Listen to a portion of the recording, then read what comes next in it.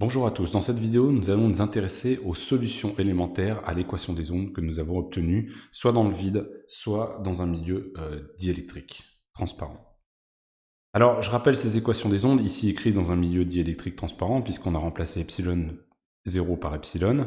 On a Laplacien de E qui est égal à mu0 epsilon d rond de E sur d rond t2 et puis on a la même chose sur B.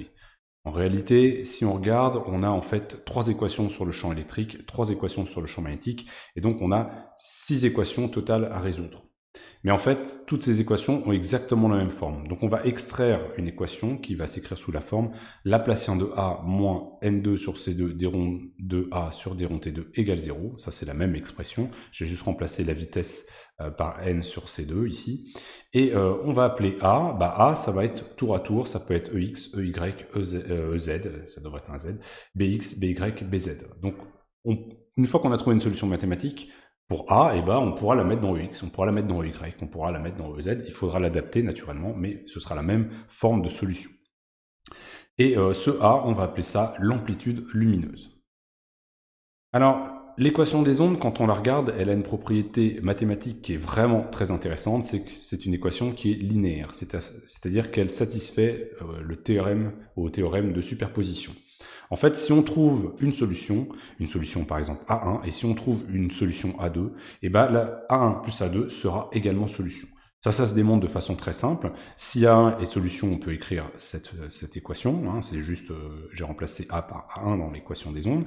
A2, on fait de même. Et si vous faites ça, comme le Laplacien, il va être distributif, on va avoir Laplacien de A1 plus A2, qui va également donner la même chose que Laplacien de A1 plus Laplacien de A2, et la même chose pour la dérivée sur le temps. Donc en fait, si on a ça, on obtient ça.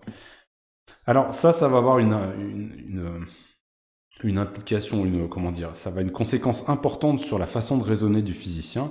Ce que l'on va chercher, c'est finalement, on va essayer de trouver des solutions très simples, que j'appellerais des solutions fondamentales, et on va se dire que finalement, la réalité, c'est une superposition de ces solutions fondamentales. Donc on va projeter n'importe quelle onde sur un espace vectoriel de solutions fondamentales. On va regarder comment on résout la propagation de ces ondes fondamentales, comment réagissent ces ondes fondamentales, et puis après, si on veut vraiment revenir sur le signal initial, on va refaire la somme de ces solutions fondamentales. Voilà, c'est comme ça qu'on va la démarche scientifique du physicien. Donc, ces solutions fondamentales, il suffit d'avoir de l'imagination mathématique, enfin en tout cas il faut les trouver. Nous, ça va être les ondes électromagnétiques monochromatiques. Donc là, je vais faire on va partir un petit peu dans les mathématiques, on va poser une fonction électromagnétique monochromatique, on va lui donner des propriétés et on vérifiera qu'elle est bien solution de l'équation des ondes après. Donc les ondes électromagnétiques monochromatiques, on va les écrire d'une certaine forme, mais d'abord ce mot monochromatique, je vais vous le définir, même si c'est un petit peu en avance par rapport à ce qu'on fera dans le cours. Monochromatique, ça veut dire une seule couleur, et une seule couleur, ça veut dire une seule fréquence. Ça ne veut pas dire une seule longueur d'onde, c'est très différent. On a l'habitude de dire que le rouge c'est à telle longueur d'onde, le bleu c'est à telle longueur d'onde, typiquement le rouge c'est autour de 780 nanomètres, le bleu c'est naturellement plus bas. En fait c'est faux, quand on dit ça, on parle de longueur d'onde dans le vide. Si on change de milieu, la longueur d'onde va varier. La fréquence ne va pas varier. Donc, quand on dit monochromatique, c'est une seule couleur, c'est une seule fréquence. On reviendra sur cette notion plus tard, mais ça me paraissait important de le stipuler maintenant pour éviter les confusions futures. Alors, une onde électromagnétique monochromatique, ça va s'écrire sous cette forme-là. A, donc mon amplitude lumineuse, est égale à AM de R cosinus oméga t moins phi de R. Chaque terme a un petit nom. On appelle AM de R l'amplitude de l'onde, à ne pas confondre avec A qui est l'amplitude lumineuse. C'est un peu mal choisi, mais on verra finalement que ça, c'est ce qui va nous donner la hauteur de notre sinusoïde, puisque ici on a un terme, et on va le multiplier par un cosinus, ça va osciller dans le temps grâce au terme oméga t, et donc ça va nous donner le maximum, la hauteur du maximum et la hauteur du minimum. Ce AM, c'est l'amplitude donc de notre onde, c'est entre c'est la partie haute et la partie basse finalement. Cosinus oméga t, le oméga on appelle ça la pulsation, et c'est lié à cette fameuse seule fréquence unique, de la façon suivante, oméga égale 2πf, f étant la fréquence. On peut également définir la période qui est 1 sur f, donc f est égal à 1 sur t, et d'une certaine façon la période c'est quelque chose qui est plus simple à comprendre dans l'esprit, c'est le temps qu'on doit attendre pour revenir dans exactement le même état. Donc c'est plus simple à comprendre. Si j'ai une fréquence de 1 minute, bah, toutes les minutes, je reviens parfaitement dans le même état. Si j'ai une fréquence de 1 seconde, pareil, je reviens toutes les secondes exactement dans le même état. Donc on va très souvent faire apparaître la période. La fréquence, ça va être moins usuel, et oméga, pour les calculs, c'est plus pratique. Donc finalement, c'est plutôt t et oméga qui vont apparaître dans nos calculs. Et donc là, bah, on a oméga qui est égal à 2pi sur t. C'est ce qu'il faut retenir. Et on va appeler phi de r, on va appeler ça le terme de phase, qui va dépendre seulement de l'espace d'une coordonnée r. Ici, j'ai pas précisé, r c'est une coordonnée d'espace, il faudra donc avoir une origine, mais l'origine on la choisira de façon pour nous simplifier les calculs, et elle n'aura pas d'importance finalement sur la physique. Ce sera juste d'un point de vue mathématique. Et le temps, t c'est le temps, naturellement. Alors, on va utiliser très souvent une notation qui est beaucoup plus pratique pour les calculs, et je vais me permettre de faire des petites choses que le physicien se permet pour simplifier l'écriture. On va finalement écrire cette équation sous la forme complexe. Donc là, je vais dire que A de R et de T, c'est la même amplitude de l'onde, hein, la AN de R, fois l'exponentielle de I phi moins oméga T. Alors si vous regardez ça, j'ai remplacé tout simplement le cosinus par une exponentielle complexe, exponentielle i, et quand je fais ça, comme l'exponentielle, il y a la partie cosinus et une partie complexe en sinus, une partie imaginaire sinus, et je rajoute une partie imaginaire, mais en fait, ce que je vais faire, c'est que je vais faire des calculs exponentiels. La partie imaginaire, elle va être dans mon calcul, mais à la fin de mon calcul, il n'y a que la partie réelle qui m'intéressera. La partie imaginaire, je la mettrai d'une certaine façon à la poubelle. On verra qu'on n'aura pas besoin de le faire dans les calculs, ce sera plus simple que ça, mais je vais traîner d'une certaine façon une partie complexe, la partie imaginaire, mais elle ne me servira pas réellement dans mes calculs. Mais pourtant, c'est plus simple d'écrire ça sous forme complexe. Pourquoi? Parce que si je dois calculer la dérivée de a par rapport au temps, la dérivée d'une exponentielle, c'est très simple. Si vous devez dériver a par rapport au temps, en particulier, là, vous allez avoir exponentielle de i moins i oméga t, et donc la dérivée fait descendre moins i oméga t. Et on se retrouve avec que la dérivée de a par rapport au temps, c'est a multiplié par moins i oméga. Alors que dériver des cosinus et des sinus, déjà c'est source d'erreur, et en plus c'est toujours plus compliqué. Donc on va utiliser cette notation complexe. Alors normalement il faudrait signaler que c'est une notation complexe en mettant une barre. Je ne vais pas le faire, parce que finalement on ne le fait pas. On va juste savoir, nous physiciens, qu'il n'y a que la partie réelle qui nous importe. Il y a une autre chose que j'ai faite, je viens de m'en apercevoir, je vais donc vous le préciser. Ici vous avez vu, j'ai mis oméga t moins phi de R, ici j'ai mis phi de R moins oméga t. J'ai inversé le sens. Ça pose pas de problème, puisque finalement ce qui nous intéresse c'est le cosinus, donc cosinus de oméga t moins phi de R, c'est parfaitement égal à cosinus de phi de R moins oméga t, puisque cosinus de x égale cosinus de moins x. Donc là, voilà, vous pouvez faire l'échange, ça ne va pas changer votre onde électromagnétique telle qu'elle est définie ici. Donc en fait, en réalité, dans la notation exponentielle, on l'écrira plus souvent sous cette forme-là, avec la phase devant et le temps derrière, mais ça n'a pas d'influence, vous pouvez écrire ça dans l'autre sens. Par contre, le moins est très important, j'y reviendrai plus tard. Ok, alors maintenant qu'on a fait ça, on va transformer, on va regarder un petit peu les propriétés de cette onde électromagnétique monochromatique. Et déjà pour commencer, imaginons qu'on ait placé notre origine ici en point O, et que je calcule mon amplitude lumineuse au point R1 ici, et puis au point R2, et je voudrais regarder la différence que j'ai. Alors ce qui va se passer, c'est que je vais observer ceci. Là, c'est un exemple, hein, c'est juste pour bien que vous compreniez la situation.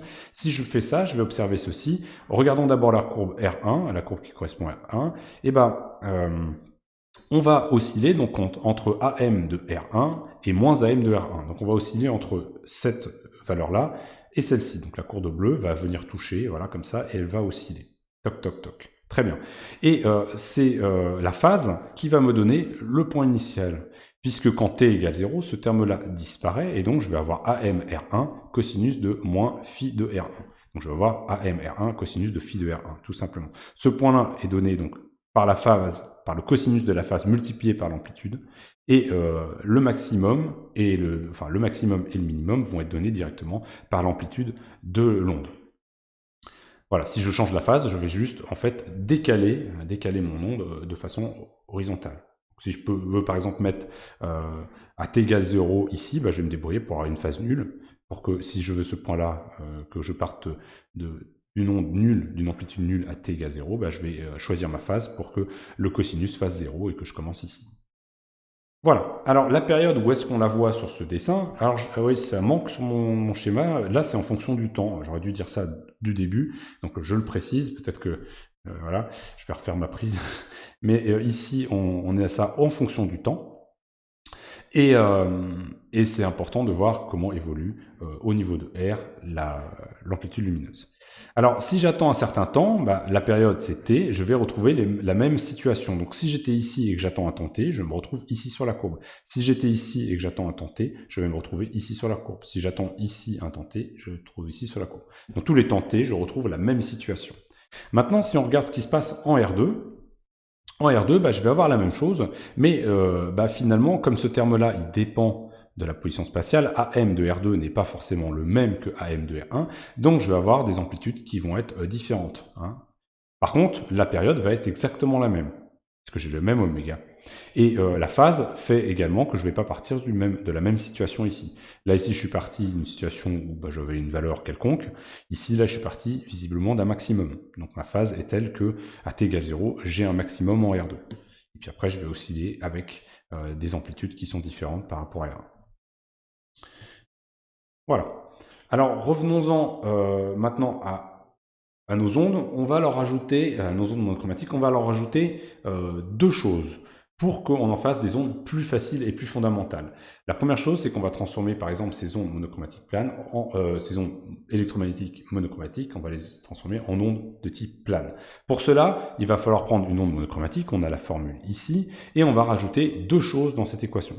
La première, c'est qu'on va choisir que AM de R, qui normalement dépend de l'espace mais pas du temps, et bien là on va le remplacer par une constante que je vais noter tout simplement à 0. Donc si je remplace ce terme-là par une constante, et si je fais une deuxième chose, je définis ma phase comme étant égale à k scalaire R, où j'appelle k un vecteur d'onde, et bien je vais transformer cette équation en l'équation monochromatique d'une onde plane. Donc j'obtiens maintenant A de R égale A0 exponentielle de ik scalaire R moins oméga t avec une notation complexe. C'est celle-là qui va plus m'intéresser que celle avec le cosinus. Alors pourquoi j'appelle ça une onde plane? On va tout de suite regarder ensemble. Le petit schéma était apparu un petit peu à l'avance. Ce qu'on va faire, c'est qu'on va prendre deux points sur un plan perpendiculaire à K. Donc imaginons, je prends un point A et un point B. A, il est donné par R1, B est donné par R2, et je prends A et B dans un plan qui est perpendiculaire à K. Si je fais ça, je peux calculer ma phase. Donc ce terme-là, K scalaire R. Phi R1, c'est K scalaire R1, Phi R2, c'est K scalaire R2. Je voudrais comparer ces deux phases. Donc pour les comparer, le plus simple, c'est de calculer la différence de phase.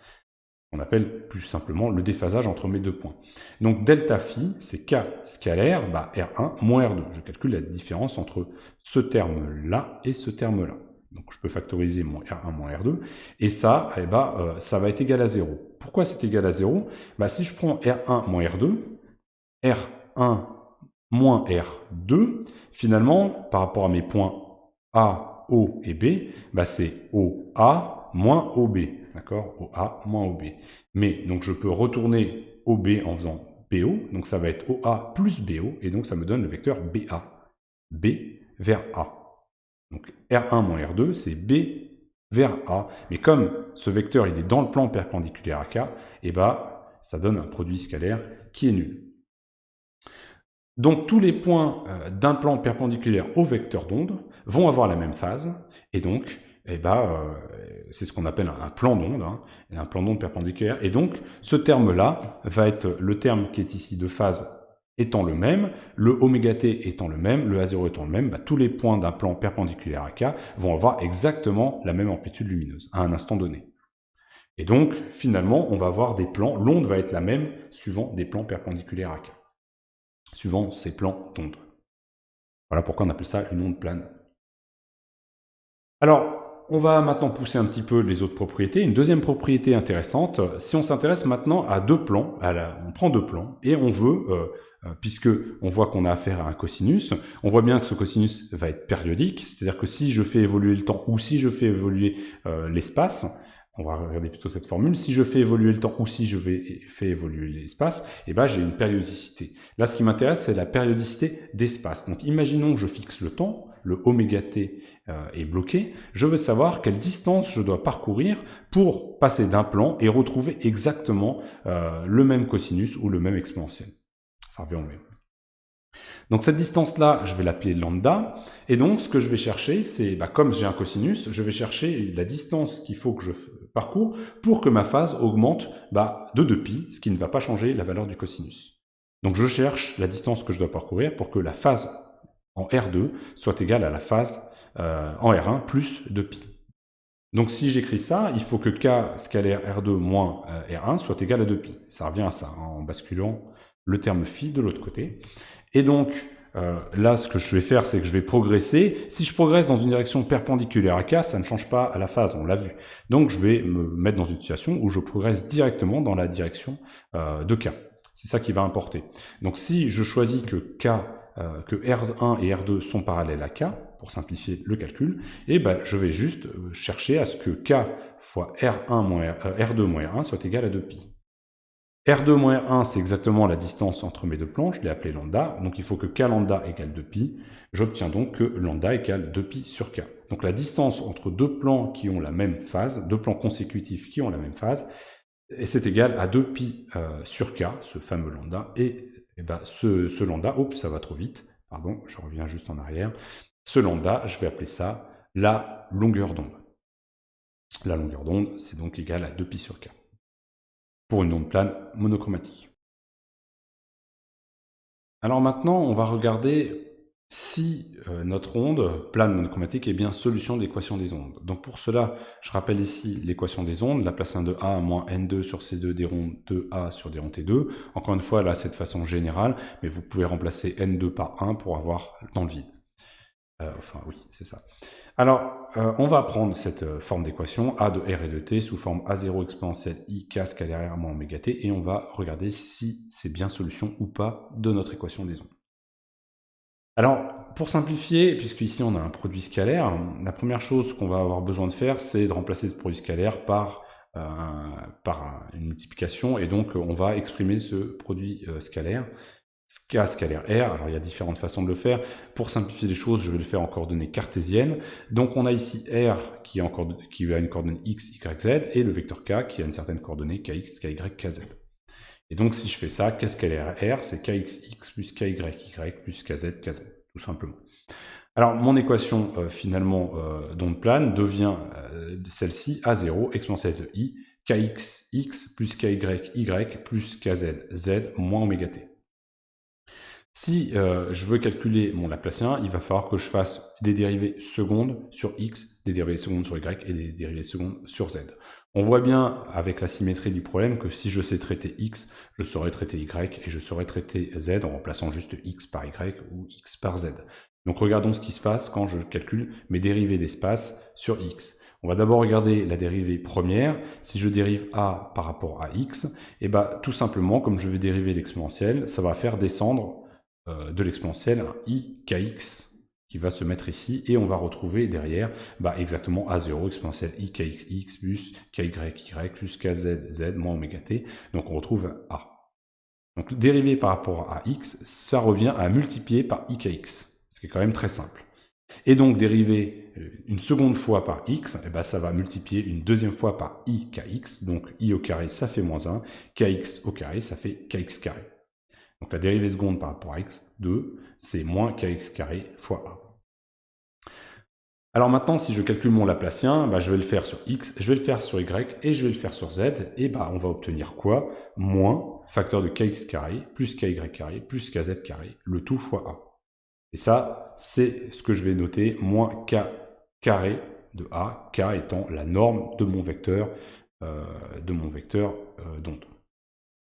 Maintenant, si j'injecte ça, donc ça c'est mon Laplacien, je remplace ici mon Laplacien de a par moins k carré fois a, moins k carré fois a, et je vous rappelle que, donc moins n2 sur c2, et je vous rappelle qu'on a déjà calculé précédemment la dérivée par rapport au temps. On va prendre juste cette équation, c'est pas très compliqué. Si je dérive a0 exponentielle i moins oméga t par le temps une première fois, je vais avoir un moins i oméga qui va descendre, et si je le fais une deuxième fois, je vais avoir un autre moins i oméga, donc j'obtiens moins i oméga au carré. Très bien.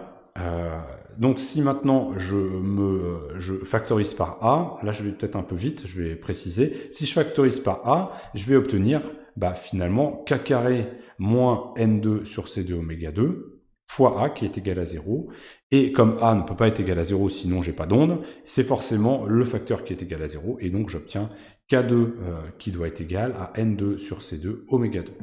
Et comme tout ça, ce sont des objets qui sont positifs, K étant une norme, j'ai que K égale N oméga sur C. Donc finalement, ce que je viens de montrer un peu rapidement sur ce passage-là, donc essayez de le regarder vous, c'est pas compliqué, mais ce que je viens de montrer, c'est que finalement, pour que mon onde plane monochromatique soit solution de l'équation des ondes, il y a un lien entre oméga et k. Je ne peux pas prendre n'importe quel k, je ne peux pas prendre n'importe quel oméga. Si je fixe oméga, il faut que k soit égal à n oméga sur c. Sinon, ça ne marche pas. Donc ça fige en fait les possibilités. Vous ne pouvez pas prendre n'importe quel vecteur d'onde et associer n'importe quelle fréquence. Non, la fréquence et le vecteur d'onde sont liés les uns l'un à l'autre par cette équation. Donc c'est ce qu'il faut retenir. Pour que l'onde plane monochromatique soit solution d'équation d'onde électromagnétique, il faut que K soit égal à N oméga sur C. Encore une fois, là je l'ai fait de façon générale, mais naturellement dans le vide, N est égal à 1, ou même dans l'air, N est égal à 1. Donc on a l'habitude de dire que K est égal à oméga sur C pour traiter les opérations, enfin les calculs. Et puis quand on fait les calculs dans l'air ou dans un matériau qui n'est pas avec N égale 1, et ben on va remplacer tout simplement C par la bonne valeur de la vitesse. Ok, alors on peut travailler ça un petit peu. Je vous rappelle qu'on a montré déjà que lambda était égal à 2pi sur k. Donc si je remplace k par n oméga sur c, et j'ai que lambda égale 2pi c sur n oméga. Et si je remplace oméga par 2pi sur t, je montre que lambda est finalement égal à v fois t. Encore une fois, si on est dans le vide, ça va donner c fois t. Donc ce qu'il faut retenir de façon encore plus simple, c'est que finalement, il faut, pour que l'onde électromagnétique monochromatique plane soit solution de l'équation des ondes, il faut que la longueur d'onde soit égale à la distance parcourue en une période. Voilà. Donc lambda égale v fois t, v étant la vitesse de l'onde dans le milieu que l'on considère. On peut rajouter d'autres propriétés à nos ondes électromagnétiques, puisque là on a résolu l'équation des ondes, on a regardé dans les détails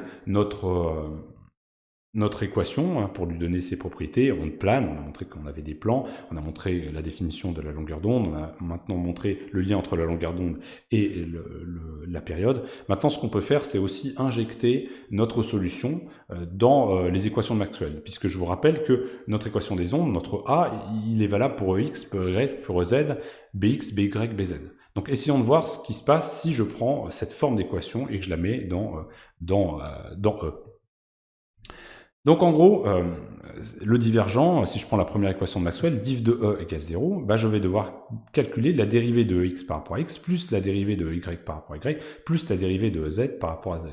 Si je prends la forme de l'onde, telle que je l'ai écrit dans l'onde plane monochromatique, et que je dérive par x, on a vu que on allait obtenir ikx. Et puis si je dérive par rapport à y, je vais obtenir iky. Et puis si je dérive par rapport à z, je vais obtenir ikz.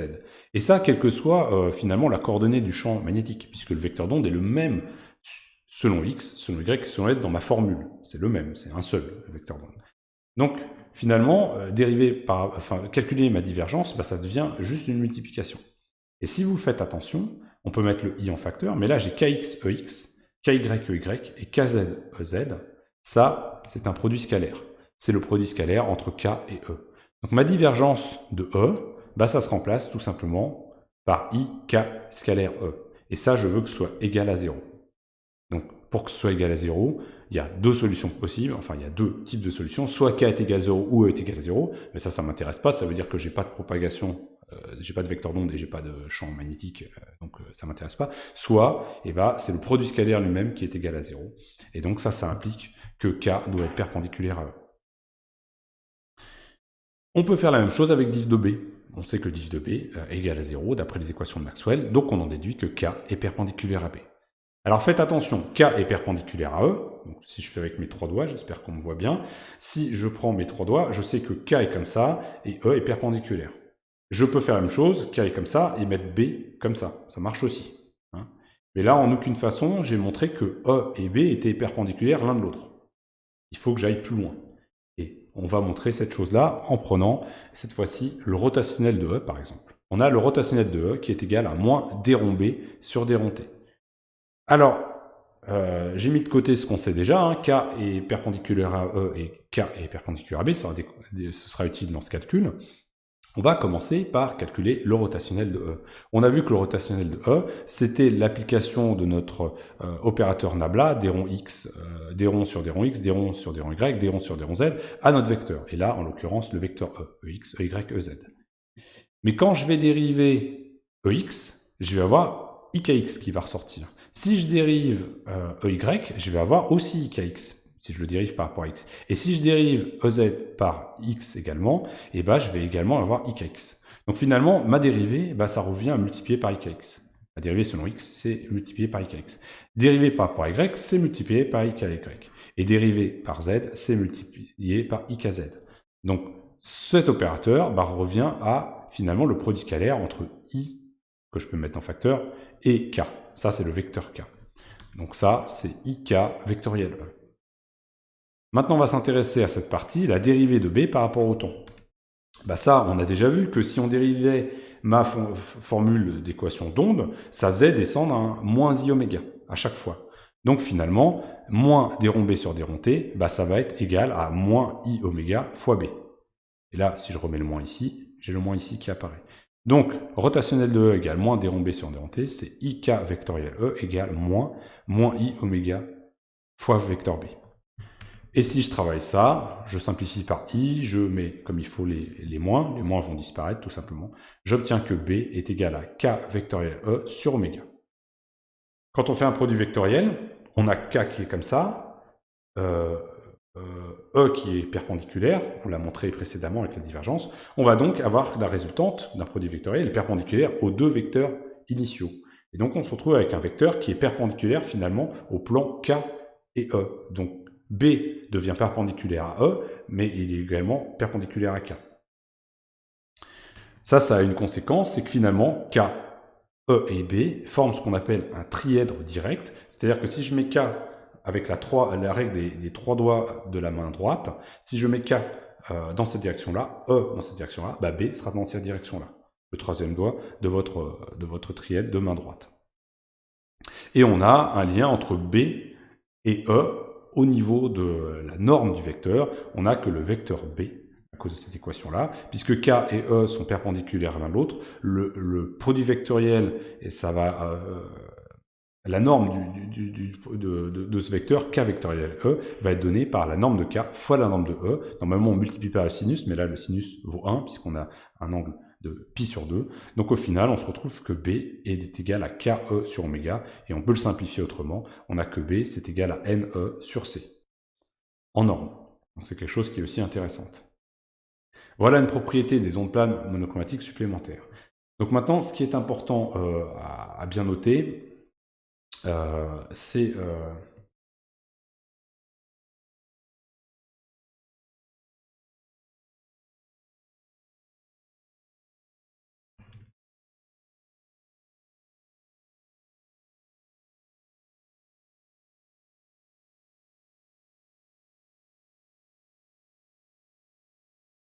alors, avant de passer à la suite, je vous conseille de noter sur une petite fiche toutes les propriétés des ondes planes monochromatiques. K perpendiculaire à E, K perpendiculaire à B, B est égal à NE sur C, KEB forme un trièdre direct, ça ce sont des propriétés. On a vu la définition de la longueur d'onde, on a vu le lien entre la longueur d'onde et la période, la définition des plans d'onde. Tout ça, vous faites une jolie fiche parce qu'on va énormément se servir des ondes planes monochromatiques pour la suite de notre travail sur l'optique ondulatoire. On va voir un autre type d'onde tout de suite, je vais aller beaucoup plus vite, je vais rien démontrer cette fois-ci, ce sont les ondes monochromatiques sphériques, mais vous verrez que très souvent, on va se placer, on va avoir une situation où même nos ondes planes sphériques vont être très bien modélisées par des ondes planes, nos ondes sphériques vont être modélisées par des ondes planes. On va se retrouver dans une simplification assez souvent. Donc finalement, c'est surtout celles-là qui vont être intéressantes pour la suite. Alors donc maintenant, on va passer aux ondes sphériques monochromatiques. Alors je vais être beaucoup plus rapide, je ne vais pas démontrer les choses. Ici vous avez l'image que l'on peut se faire à 2 dimensions d'une onde sphérique. On a au centre une source, pour simplifier, et on va avoir des ondes qui vont se propager tout autour de ce point source, sous forme de cercles qui vont grandir. Alors naturellement à 2 dimensions, ça va être des sphères qui vont grossir et qui vont partir de ce point source. Il y a déjà des choses importantes sur ce dessin, moi, ne les regardez pas pour l'instant. Ce qui est intéressant, c'est de se poser la question, moi je voudrais que mon onde, elle se propage dans cette direction, selon une direction, et j'aimerais dire qu'elle va aller dans cette direction ici, mais qu'elle va aller dans cette direction-là. Il va donc y avoir une propriété qui va être, dans chaque direction radiale, il faut que ça se propage par rapport à la direction justement, par rapport au centre de ma source. Donc pour cela, on va reprendre notre équation d'onde monochromatique, hein, AM cosinus oméga t moins phi de R, et on va adapter A de M et phi de R pour avoir quelque chose qui ressemble à ça. Alors, l'adaptation, c'est la suivante, on va remplacer l'amplitude AM par une certaine amplitude A0 divisée par R. Pourquoi? Parce que on veut que quand l'onde grandisse, l'énergie qui va être répartie sur l'onde doit décroître. Alors pour l'instant, c'est pas lié, on n'a pas fait suffisamment, on n'a pas assez avancé dans le cours pour savoir comment je dois adapter pour que la perte d'énergie aille comme il faut. Mais ce qui est sûr, c'est qu'il faut que l'énergie qui est sur un disque, qui est sur par exemple cette surface, soit la même lorsque la surface va avancer. Il ne faut pas qu'il y ait de création d'énergie, sinon on a un problème de bilan énergétique. Donc au final, il faut que l'énergie se conserve. Pour que l'énergie se conserve, il faut mettre une décroissance sur l'amplitude en 1 sur R. On le verra plus tard. Donc ici, A2M, on va le remplacer par A0 sur R.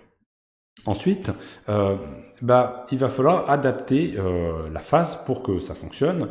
Et là, on va faire exactement la même chose que ce qu'on a fait pour l'onde plane. On va dire que phi de R, c'est un K scalaire R, K étant un vecteur d'onde, mais ce vecteur d'onde qui donne la direction de propagation de mon onde, il ne va pas être le même si je me mets dans cette direction ou si je me mets dans cette direction.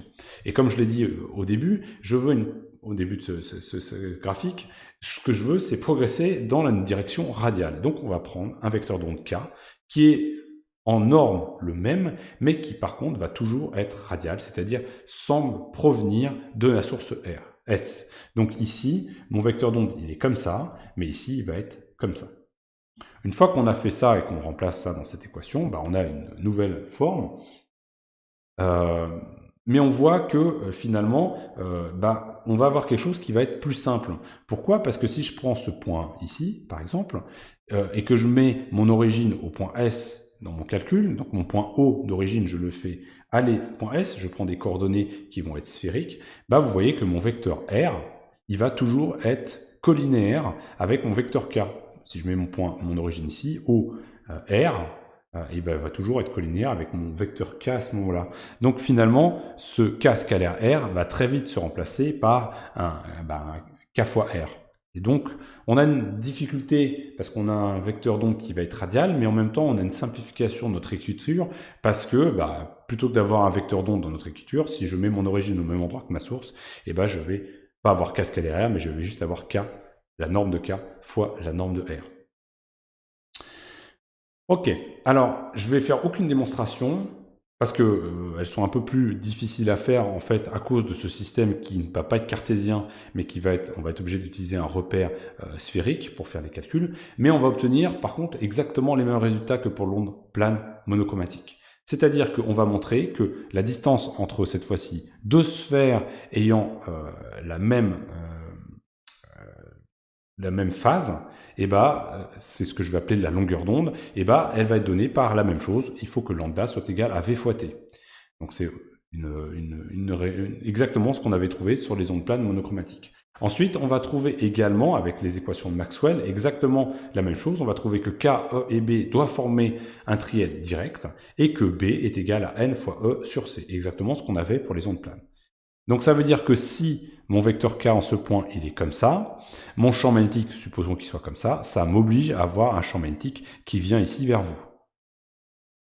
Ici, on va avoir notre vecteur d'onde qui va avoir tourné, puisque notre vecteur d'onde ici doit s'adapter, il est collinéaire au rayon ici. On va donc Si mon champ électrique est ici, on va donc avoir un champ magnétique qui également va venir vers vous. Et ainsi de suite, vous pouvez faire les choses ici. Donc on a exactement les mêmes propriétés, on a juste une géométrie qui est différente et on a adapté notre équation des ondes pour que ça fonctionne bien, avec cette décroissance en 1 sur R et avec ce qu'on a vu, le scalaire R qui va finalement se simplifier en K fois R si je mets bien ma source au niveau de l'origine de mon repère. Alors il y a une chose aussi qui est notable, c'est que si je me mets, donc là c'est un petit schéma, vous imaginez que vous mettez une source ici, vous avez votre onde avec des sphères tout autour, et vous vous mettez cette fois-ci très loin par rapport à cette source. Vous voyez que mon front d'onde sphérique, plus on va s'éloigner, plus il va être proche de quelque chose de plan. Ici, on a quelque chose qui est très courbé, mais ici, vous avez un front qui est très peu courbé. Et si je me mets suffisamment loin, finalement, ma courbure, due à la courbure de mon front d'onde, va devenir de plus en plus négligeable. Et en fait, on pourra très facilement faire l'approximation que très loin de ma source, finalement, mon onde monochromatique sphérique ressemble à une onde plane monochromatique. Donc, on verra ça aussi plus tard, à quelle distance on peut faire cette supposition, mais en gros, ce que vous pouvez retenir, c'est que dans les faits, si on se met à 1 mètre ou 2 mètres pour une onde électromagnétique, on peut, dans les calculs, assez facilement remplacer notre onde sphérique par une onde plane. Ça va avoir des conséquences sur les calculs, ça va finalement alléger les calculs. Alors, c'est valable dans 2 conditions. Il faut non seulement se mettre loin, mais également, on l'a vu, il y a une décroissance en 1 sur R. Donc si vous vous mettez loin, mais que vous regardez ici, et puis vous regardez très loin, vous allez quand même avoir une décroissance en R. Et l'effet de votre vecteur K, qui n'est pas tout à fait le même ici que là, va être important. Mais par contre, si vous regardez dans une petite région autour d'un point, en vous mettant loin de votre source, ça va très bien marcher. Donc, on peut en première approximation considérer qu'à grande distance, dans une petite zone, que notre onde monochromatique sphérique, ça ressemble à une onde plane. Et on fera très souvent cette simplification dans nos calculs. C'est fini pour cette partie, on verra la suite, l'utilisation de ces ondes planes, on verra ça plus tard dans le cours. On va plutôt s'intéresser maintenant à une vision un petit peu plus descriptive de cette propagation d'ondes, qui est le principe de Huygens-Fresnel.